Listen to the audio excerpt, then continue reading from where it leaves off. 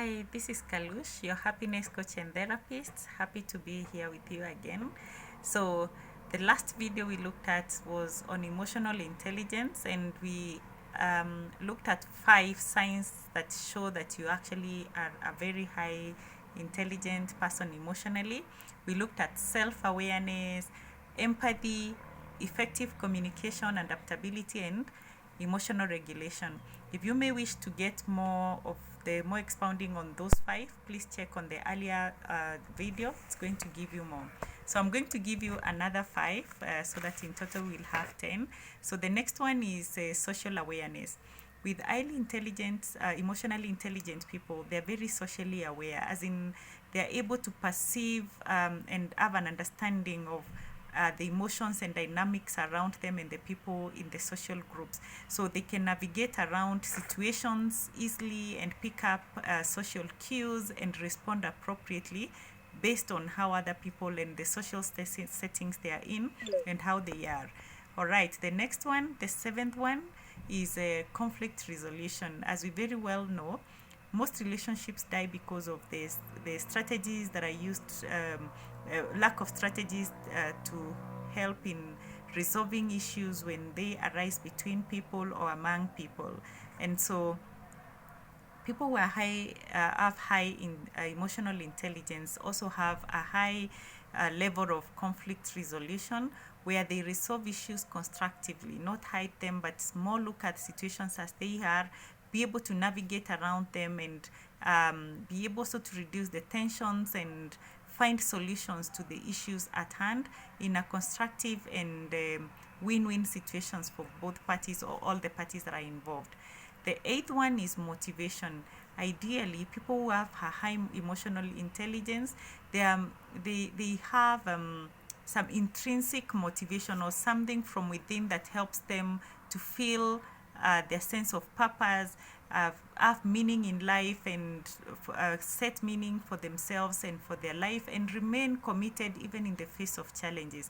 That is very key, because in this life there will always be the ups and downs, especially when the downs are there. And many people confuse happiness to be constantly in a state of happiness. No, at times it is possible to go through situations that can be very overwhelming, situations that are sad, and they just are not what would be generally be calling happiness. But for people who are happy and they have a high emotional intelligence, they're able to overcome and maneuver around those situations with a motivation that helps them to see meaning in life, even when the situations around them don't allow them to see that way. The ninth one is that they have a positive outlook to one's life. What that means is that, again, like we've said, life doesn't always come in positive ways. At times it is negative and things happen not in the way we expected. The common thing that we normally say, life happens. So when life happens, they still have a positive outlook towards they are optimistic, they stay resilient and focused on solutions rather than dwelling on the issues and the problems that they are in. That way, they are able to keep the positivity in their mind and around the situations they are in.